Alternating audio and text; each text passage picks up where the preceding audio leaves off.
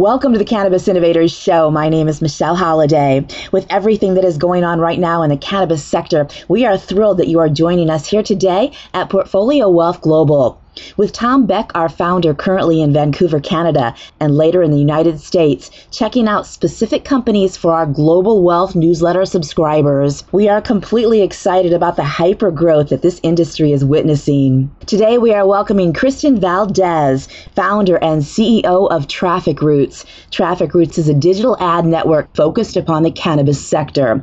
This is a very interesting topic because we all know that cannabis is still federally illegal, and therefore marketing must stay very creative. Kristen, thank you so much for being here. Welcome to the show. Hey, thanks for having me, Michelle. It's a pleasure. I want to ask you first and foremost, what is it like to be part of this industry? Right now in the United States and Canada, what is the public perception towards cannabis, both recreational and medicinal? I think that's a very valid question. It's a shift in mindset right now. From the cannabis industry in general. As we progress and as technology progresses in the medical side, it is getting a much better acceptance rate than on the traditional recreational. We are seeing that cannabis in itself has more medicinal properties than expected. And I think that is what's catapulting the cannabis industry further and further along, because it's not just a culture product. It really does help people, and it does help them medicate, and it does help them improve their life on a daily basis. So, Kristen, when dealing with your own clients, what are the major difficulties that they are facing with regards to their own business efforts? We all know that banks still will not work with cannabis businesses right now, but I know that you can shed some light on what are the other obstacles that the federal government is posing for businesses in this up-and-coming industry. One of the biggest obstacles that we see as a business, and I think this affects the cannabis industry as a whole, is the gray, I should say, that the government has imposed. And what I mean by the gray is some of the guidelines aren't very specific, and the guidelines change state by state, where they should have been at the federal level and adopting what Canada did, where Canada basically implemented federal laws and regulations, and then states and provinces adapted and adjusted. Currently, that inconsistency of laws and regulations on a state-by-state basis, it's what makes it difficult to grow a cannabis business. In addition to banking, which you mentioned, one of the others is reaching a targeted audience. We kind of have siloed markets or fragmented markets on a state-by-state basis, which makes it very challenging to reach a broad audience, especially when you're talking about digital marketing or marketing in general. How important is the California market, the legalization of it overall, to the health of the market, and what sort of changes do you expect that it will bring? California is essential in more ways than one. With California being the 6th or 7th largest economy in the world, it is going to bring a significant impact to the industry as a whole. That is really going to set forth the domino effect with the states following. And with that in mind, I think Texas is right behind it as well, even though it's a fairly conservative state for the most part. But once those two main states come online, we're going to see a big change in states adopting the industry at a wider scale, I think. Economic impact, yeah, some of those estimates are enormous. Some people say $6 billion just in California. The big unknown is how much of the gray market is going to come out of the shadows and be a legal market now. And that's still something that we're kind of pending to get a final number of what that's going to bring to the industry. Now, in regards to marketing, who are most companies targeting as the biggest part of the population to use cannabis products? Who has the money to spend, and what are they looking to spend it on? That's been a changing segment as we progress with the industry and as the industry really expands itself into different products. What we've seen currently is the majority of the products are tailored to mainly women 30 plus with an annual income of 75,000 or more. And this is kind of an interesting fact that it's working professionals that maybe don't prefer to drink. Maybe they prefer to do some sort of an edible or tincture or whatever that is to make their day end in a soother basis. And that's kind of what we've seen. It's not your typical stereotype cannabis user that everybody thinks about. That's a very small segment of the cannabis industry in general. That is so interesting that it's mostly women. Yes, women are actually leading the cannabis industry, even at the CEO level. There's more women CEOs than men, which is a great stat for the industry and a great stat in general to see women empowered in that way. It's such a progressive industry. That's true. Christian, I know that Traffic Roots is a digital ad network. What exactly is a digital ad network? A digital ad network is a platform or a technology in which we can provide an aggregation of ad real estate to targeted advertisers. So to simplify that, think about eBay. What does eBay actually do? And the answer is they are a technology platform that connects buyers and sellers. And that's exactly what a digital ad network is. We are a platform that connects an aggregation of ad real estate or digital ad real estate with advertisers looking to reach that audience. That in itself is an ad network. The complexities of it is, from the advertiser perspective, we're able to provide you the tools to really pinpoint who your audience is. And we do so by providing you targeting. So you can target an audience as wide as a country, a state, a city, or a zip code. So if you are a brand and want to target all of California, you can do that. If you are a dispensary and only want to target your local area, you can do that. We're able to segment that traffic meaning users coming to all the sites in our network. And everybody that comes in from that particular city or that particular zip code will only see the ad that's been targeted. So in short, we're basically a platform that provides the aggregation of ad real estate across multiple sites, and we are the platform for advertisers to be able to provide that specific targeting to reach that audience. So you specialize in pinpointing? Yeah, to the extreme, yes. Please tell us about your background and how you became attracted to and involved in the cannabis sector. Love to. So I was a COO for a digital ad network previous to this for many years. And time after time, kind of moving up the sales channels, my sales reps and whatnot would give me customers or publishers meaning site owners or advertisers in the cannabis industry that are trying to do some digital marketing or monetize their site through our ad network at the time. And we couldn't do it. We had to keep turning them down. So that really led to some research and some thinking because it was a repetitive thing. So that led to the birth of Traffic Roots. We segmented and kind of branched out on our own, built our own digital ad network that is self-serve directly for publishers and advertisers alike, in which they can touch millions of users with one campaign. And because it is self-serve, it's so easy to scale and track ROI, which is something really that the industry needs to be able to progress. Now, when exactly was Traffic Roots developed? Please tell us exactly what it is and how it operates. Love to.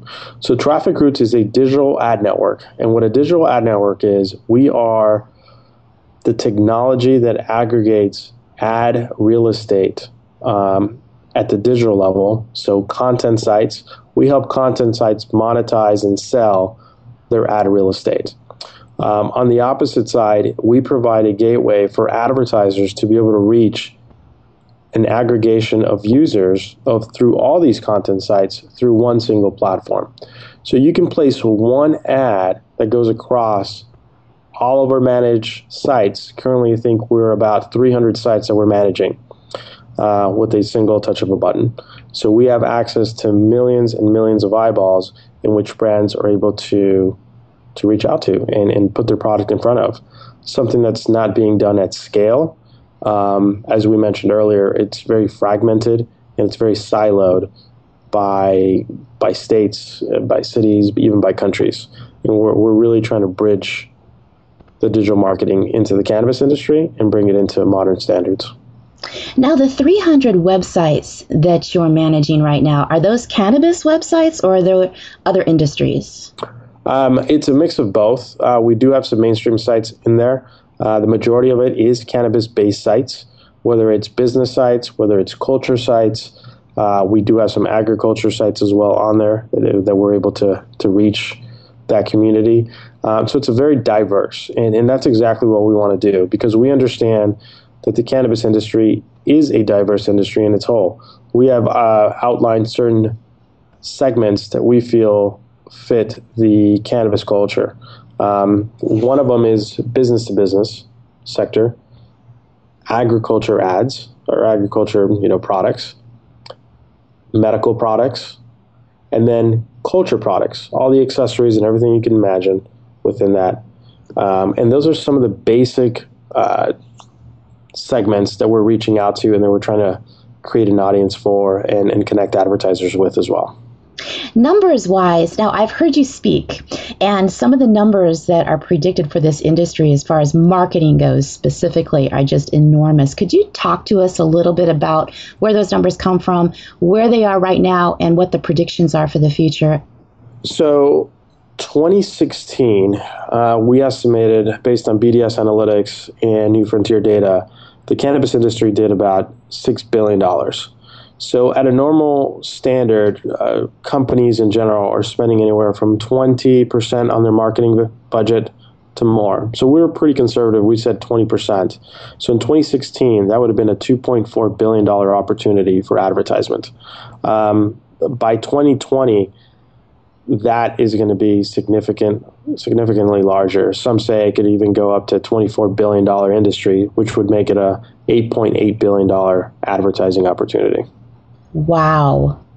Now, is that just within the cannabis sector itself, or is that across all sectors with cannabis advertising into things like agriculture, etc.? That's the cannabis sector as a whole. Shifting gears just a little bit, I know that you are recently one of the cohorts for Cannabis, located in San Diego, California. Could you talk to us a little bit about that experience? Sure. The Canopy experience was great. They are an accelerator program focused specifically on cannabis companies, non-plant touching cannabis companies. So ancillary products, technology, and so forth. And it's been a great experience. It is literally an accelerator. You go from 0 to 200 in 16 weeks, and you learn the business and the business school and the business sense, not only of running a company, but also on the investment side, on what it takes. And what they don't tell you is that you're not going to sleep a lot. and that is very true, especially in the startup world. It is constantly going, and I can truly understand now why time is a commodity, because time really flies. But Jack and Eric from Canopy have done a great job of really providing a safe harbor for companies to grow, providing the correct mentorship, providing the great guidance, and really opening up the Rolodex to say, who do you guys need and what are you looking for? And let me place you with the right mentor that can give you some guidance. Right. So that's been a tremendous experience, and I'm very grateful for that as well. And I know that they have great connections. Yes, they for do. Introducing startups. So I want to congratulate you on being chosen as one of the 8 startups. I know that Eric's very choosy. Yes, thank you. We're very fortunate to be part of that group.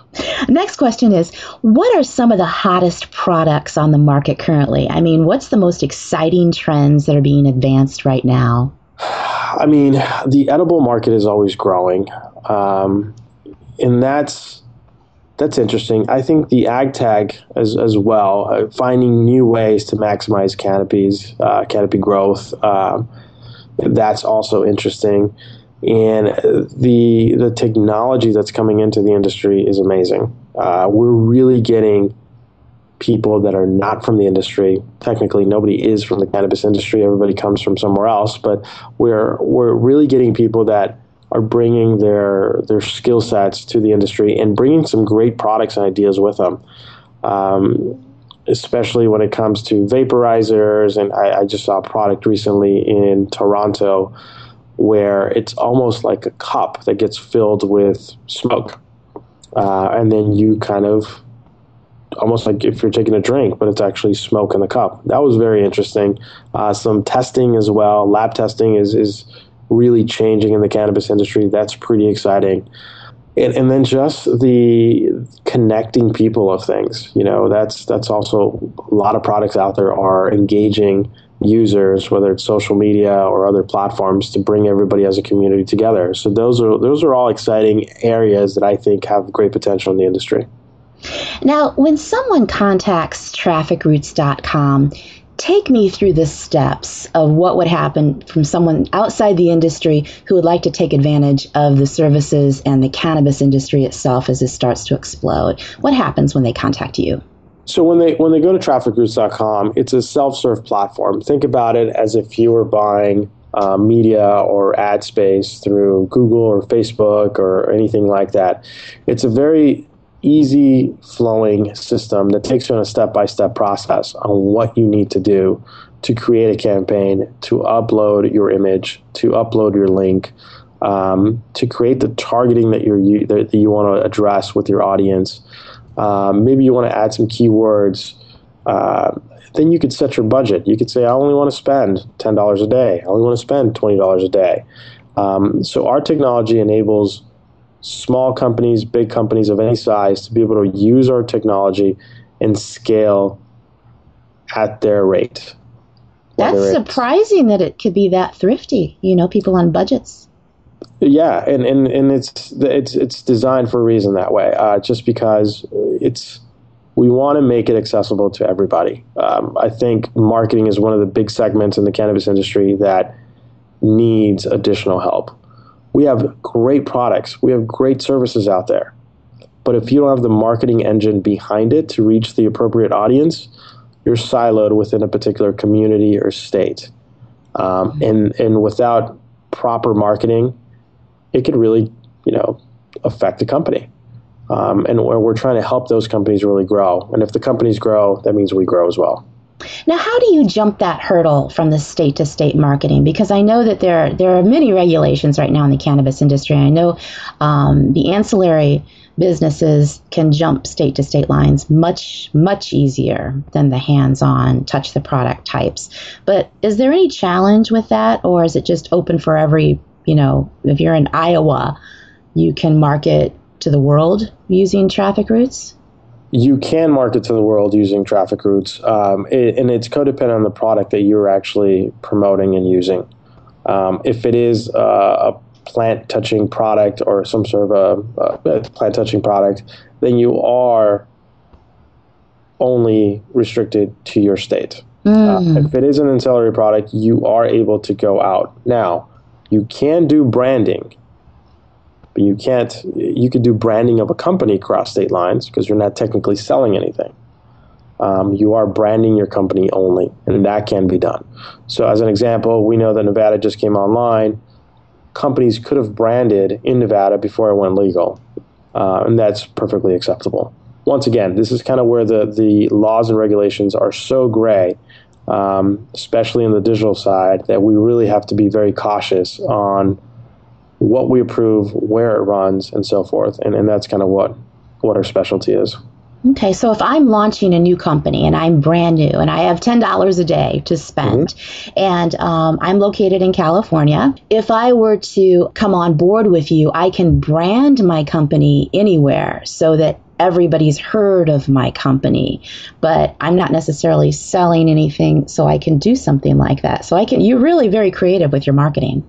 Yeah, so you can actually brand. The main thing, the way to think about it is you can't cross state lines with anything that has THC. Okay. If it's a CBD product, by all means, you can ship in all 50 states with no problem. When you say the term branding, tell us exactly what you mean by that. Great. So you can brand your company. You could say, here is Traffic Roots. here we are, this is what we do. And it could be for a state that's up and coming. You're not selling anything in that state because it's not legal to sell in that state. But you can tell people who you are, and they can recognize your name, and they can go to your website. So it's a great preparation tool for states that are up and coming but not yet there. Yes. And even for states that are active and live, yeah, maybe some of these brands are looking to open operations in Nevada. So they're currently operating in California, and they want to do some brand awareness because they are opening a subdivision in Nevada. Then that is great marketing to be able to expose your brand to that audience. And once you do open operations in Nevada, then you are able to say, here we are, this is what we do, this is what we sell, this is where you can find it. Because you have the recognition already set. Yes. Wonderful. What are some of the largest untapped segments for marketing right now? Meaning, what are the niches for consumers who are not possibly getting the proper type of marketing coming their way? I think one of the biggest hurdles in that is that we need more mainstream sites to adopt the different segments within cannabis. And by doing so, we're going to be able to reach a bigger, broader audience. And so that's a segment that's not really being tackled as a whole. We're really focusing on these cannabis sites, which is great, but the majority of people spend a limited amount of time on cannabis sites and the majority of time on mainstream sites. And we understand that. Our goal is to not only help the cannabis sites, help them monetize their traffic, but eventually also bring on more mainstream sites to our portfolio to be able to diversify and increase our reach into more common sites, I could say, where people are frequently more than just a cannabis site. What are the benefits for mainstream sites to bring traffic routes aboard? Currently, right now, is diversifying their advertisement. The big gorilla in the room is Google AdSense, and because they're so big, they can set a price point, and either you could take it or you can leave it. And from a publisher perspective, you have to have a lot of volume to be able to make significant amount of advertising dollars from it. In comparison with us, we're coming from a market that needs that digital advertising, that needs that eyeballs. So from a publisher perspective, they would make more with cannabis ads than they would with mainstream ads. Just in general, because the cannabis industry and cannabis brands need that extra exposure, and they have the marketing dollars to do it.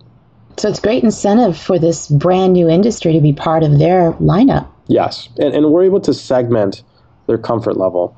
So we're able to tag advertisers depending on the product that they are. And by doing so, we're able to say, Mr. Site Owner, Mr. Publisher, where is your comfort? Would you like me to send you only business ads? Would you like me to send you only CBD ads? Would you like me to send you only culture ads? Or would you like me to send you all the above? And by doing so, we can really ease cannabis in a gentle manner into mainstream sites. What would you say to a small company who is considering marketing in this way? Digital marketing is going to give you your best ROI, not only scalable, but trackable.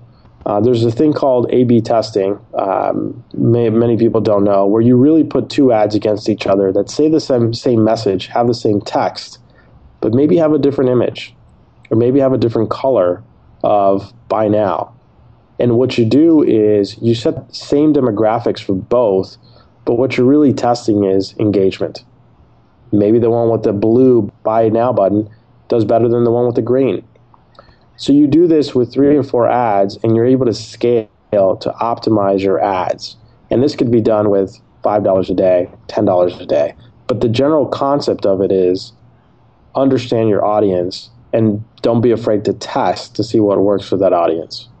And by doing so, you're going to be able to maximize your advertising dollars and create a more effective ROI in the long run. And you'll be able to learn who your audience is. Exactly. Amazing. Lastly, are you seeing more and more investors looking for opportunities in this space? Yes. So we were recently in Toronto for an investor conference, and we had over 200 investors show up.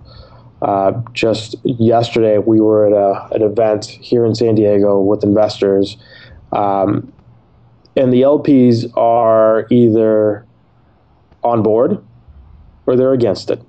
And the ones that are against it are literally just sitting on the sidelines, waiting for this to go legal and jump in. There's going to be a huge change once it goes recreational, I think in June. I mean, not June, but January, I mean. Because investors are still waiting. At the federal level, once that happens, then you're going to see a huge influx of investors saying, okay, now we're all in. Some of them are riskier investors and are willing to take on cannabis brands or services or technology, and some are not. It really depends on the LPs and what their guidelines are. But we are seeing more and more investors come into the industry and proactively seeking out some of these better companies to be able to fund them and help them and kind of help them grow as well. So if you're a comparatively small investor, now is the time before this goes. Before the big boys come? Yes. Mm-hmm. Mm-hmm. Yeah, that's a good way of seeing it. Yeah, this is probably a really good time to get into the industry where it's about to bloom. Well, Kristen, this has been an amazing interview. Thank you so much for being on the show. Thank you for having me. It's been a pleasure as well. Now, Kristen, what is the best way for our listeners to reach out to you and to connect with Traffic Roots?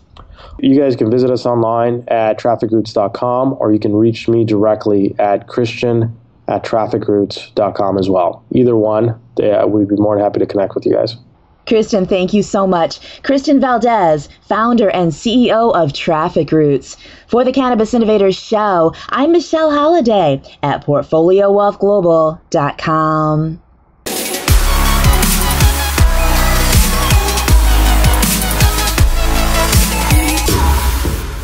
This was an important interview for us all because the cannabis industry is so unique and there are so many things happening. If you want to make big money investing early, make sure you become educated with our exclusive reports on our website or at portfoliowealthglobal.com/cannabis potential. Our guest, Kristen Valdez, brought to light a useful term, which we will be hearing recited again and again, called the gray. These are the gray areas, the shady and unclear guidelines the federal government is imposing right now upon entrepreneurs and businesses, and they change state by state. It is another layer of difficulty, and it shows that those who are able to prosper through this will become great leaders when the laws become clear. Kristen gave us a golden nugget when he confirmed that women play a huge role in the marijuana legalization process. This puts to rest the claims that cannabis will bring about any sort of social decline. The fact is that the new cannabis users are educated and responsible adults who want to either have a good time or a medical benefit and have given serious thought to the direction they are taking. Kristen illustrated the need for targeted ads within this newly developing sector as customers learn what is quality and what is not when it comes to cannabis. In the coming years, brands we trust will emerge and we will choose them because of quality control. Digital marketing is extremely important, much more so than traditional marketing, especially when you are looking to reach a specific audience. To get immediate access to our exclusive report on cannabis and the opportunities within this sector, go to portfoliowealthglobal.com/cannabis potential. For the Cannabis Innovators Show, I'm Michelle Holliday at portfoliowealthglobal.com.